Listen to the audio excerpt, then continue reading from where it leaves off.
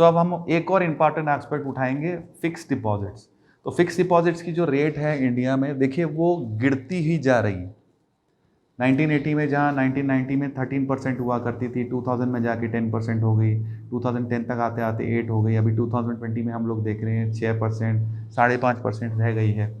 और जहाँ हम लोग पूरे वर्ल्ड में देखते हैं तो अमेरिका हो गए, यूरोप हो गया, दुबई हो गया, कई ऐसे कंट्रीज़ हैं जहाँ पे 1-1.5% की ही रेट ऑफ इंटरेस्ट है। इनफैक्ट जापान में तो नेगेटिव रेट ऑफ इंटरेस्ट है। बहुत सारी ऐसी और कंट्रीज़ है जिसमें नेगेटिव रेट ऑफ इंटरेस्ट है।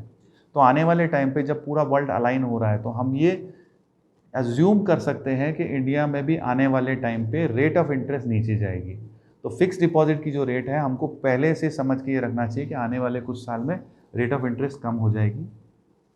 तो हम लोग ये ज़रूर बोलते हैं कि एफडी सेफ़ है अगर वो 1 साल के लिए कराई। मुझे अपने बच्चे की शादी करनी है, बच्ची की शादी करनी है 2 महीने बाद ही, तो एफडी बहुत ज़्यादा सेफ़ है। बट डेंजरस हो जाती है अगर मेरी बच्ची छोटी है, 2 साल की है और उसको मेरे को 15 साल बाद शादी करनी है। बिकॉज एफडी में लंबे समय में महंगाई से लड़ने की ताकत धीरे धीरे करके ख़त्म हो जाती है, आपकी वेल्थ नहीं बढ़ पाती है। इसी तरह से इक्विटी रिस्की है अगर हम 1 साल के लिए लेते हैं, लेकिन अगर मुझे 10 साल 15 साल के लिए इक्विटी लेनी है, चाहे इक्विटी लेनी है, चाहे इक्विटी म्यूचुअल फंड लेनी है, अच्छे एडवाइज़र की सलाह से हम लेते हैं, अच्छे फंड्स देख के लेते हैं, तो लंबे समय में 10 साल के लिए हम लोग लेते हैं तो वो बिल्कुल भी रिस्की नहीं है। लेकिन अगर 1 साल के लिए आप इक्विटी लेते हैं, ट्रेडिंग करते हैं इक्विटी में, तो मैं बोलूँगा कि आपके लिए रिस्क बहुत ज़्यादा है।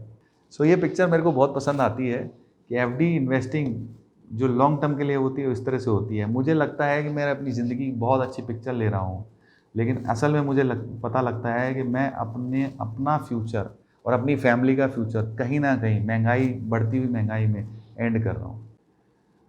सो फ्रेंड्स, क्रिएटिंग वेल्थ, जो आप और हम दिन और रात मेहनत करते हैं, हम जो पूरे दिन मेहनत करते हैं उसे कहते हैं क्रिएटिंग वेल्थ। हम अपने लिए वेल्थ क्रिएट करना चाह रहे हैं, तो वो जो कमाई हम लोग करते हैं वो इस आइसबर्ग की तरह है जो कि दिखता 20% ऊपर है हमें, जबकि नीचे जो समुंदर के नीचे होता है वो 80% होता है। तो आप और हम जो पूरे दिन मेहनत करके कमाते हैं वो सिर्फ आपकी वेल्थ का 20% हिस्सा है।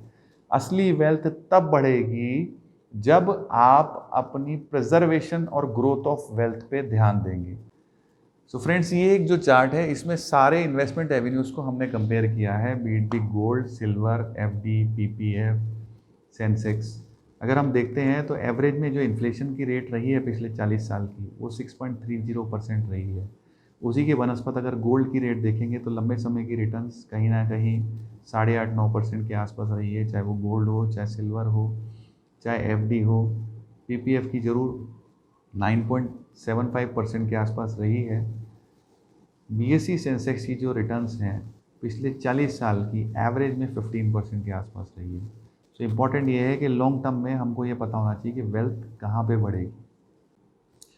सो फ्रेंड्स, गेट एक्साइटेड, क्योंकि हम लोग सबसे ज़्यादा इम्पॉर्टेंट बात इन्वेस्टमेंट्स में करने वाले हैं जो आपका फाउंडेशन रखेगी अच्छे इन्वेस्टमेंट्स के लिए।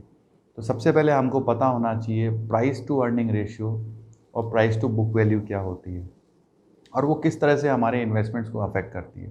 सो बेसिकली सबसे ज़्यादा जो हम लोग इम्पोर्टेंट जानेंगे कि हमें इन्वेस्टमेंट कब करना चाहिए। देखिए, बहुत सारी ऐसी साइट्स हैं जिस पे प्राइस टू अर्निंग और प्राइस टू बुक वैल्यू मिलता है। सो एक लेमन इन्वेस्टर के लिए ये जानना इतना भी जानना इम्पॉर्टेंट है कि मुझे इन्वेस्टमेंट के लिए किस प्राइस टू अर्निंग रेशियो को पकड़ना चाहिए। ये साइंस ऑफ इन्वेस्टिंग है। सो जब भी हम लोग इन्वेस्ट करें तो हम लोग ध्यान रखें कि हम लोग इन्वेस्टमेंट करना चाहिए हमको 15 के पीई से नीचे इन्वेस्टमेंट का बहुत अच्छा टाइम होता है।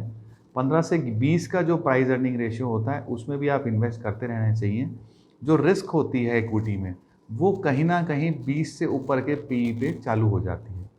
अब देखिए इस सिर्फ एक रेशियो की मदद से हम लोग कभी भी इन्वेस्टमेंट नहीं कर सकते, बिकॉज ये भी बदलता है। तो इसके साथ कुछ रेशियोज़ को साथ में हमको और लेना चाहिए और दोनों का वेट देख के हम लोग एक अंदाज लगा सकते हैं कि इन्वेस्टमेंट करने के लिए, इक्विटी में इन्वेस्टमेंट करने के लिए क्या वो सही वक्त है कि नहीं है। तो अगर हम लोग देखेंगे 1999 से लेकर 2020 तक की पूरी कहानी, अभी सितंबर तक की देखेंगे तो कहीं ना कहीं आप देखेंगे कि जहाँ जहाँ ग्रीन है वो एक इन्वेस्टमेंट जोन थे और जहाँ जहाँ धीरे धीरे रेड होता चला गया वो आपका रिस्की जोन या डेंजर जोन होता चला गया। तो ये पीई रेशियो में ज़रूर आप देखेंगे। अगर हम लोग पूरे रेशियो की मदद से देखें तो ये देखिए, जहाँ जहाँ ग्रीन ग्रीन गोले हैं, जहाँ जहाँ ग्रीन ग्रीन आपको दिख रहे हैं गोले, वो सब इन्वेस्टमेंट जोन थे। और जहाँ जहाँ रेड जोन थे, फॉर एग्जांपल इन्वेस्टमेंट जोन का अगर मैं वक्त बताऊं तो वक्त आप देखिए 2001 में आप इन्वेस्ट कर सकते थे, 2003 में इन्वेस्ट कर सकते थे, देन 2009 में इन्वेस्ट कर सकते थे, 2014 एक बहुत अच्छा वक्त आया था इन्वेस्टमेंट करने का। देन अभी जो कोरोना काल में मार्च 2020 जो गया, वो इन्वेस्टमेंट का बहुत अच्छा मौका था। देन 2017 में भी कहीं ना कहीं हम इन्वेस्टमेंट कर सकते थे। जो रेड जोन या डेंजर जोन थे, वो कहीं ना कहीं सबसे पहले 2018 जनवरी एक डेंजर जोन था, जो कि आपको पी की मदद से आप निकाल सकते थे। जिन लोगों ने बहुत बड़ा पैसा खोया था 2008 में, तो अगर वो पी की मदद से निकाल लेते तो शायद इतना बड़ा पैसा इक्विटी में लगाते ही नहीं, बिकॉज उस समय मार्केट अपने डेंजर जोन में था। इसी तरह से 2011 में वो डेंजर जोन में गया था। देन 2019 दिसंबर के आसपास वो डेंजर जोन में जा चुका था।